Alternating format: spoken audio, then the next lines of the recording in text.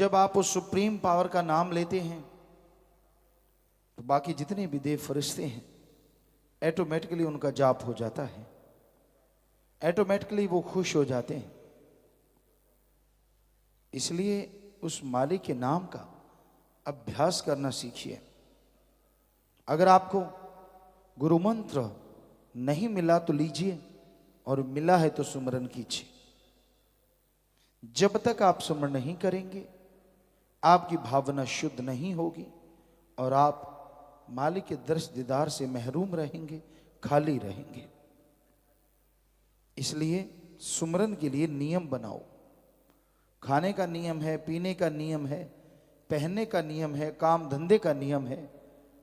आपने हर तरह का नियम बना रखा है, उसमें अगर नियम नहीं है तो अल्लाह वाहिगुरु मालिक की भक्ति इबादत का, उसके लिए भी टाइम निश्चित करो कि हाँ मैं इस समय मालिक का नाम जपा करूंगा, इस समय में मालिक की भक्ति इबादत किया करूंगा।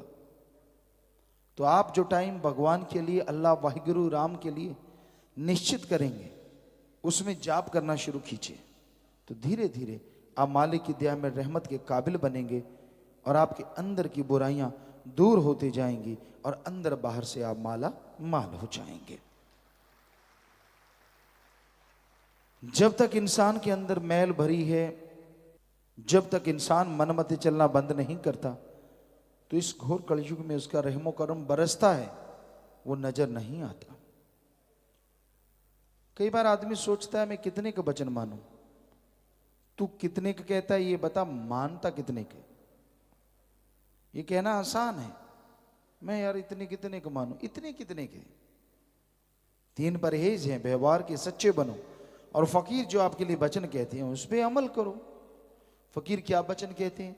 सुबह शाम सुमन कीजिए, तन मन धन से परमार्थ परहित के लिए सेवा कीजिए, व्यवहार के सच्चे बनो।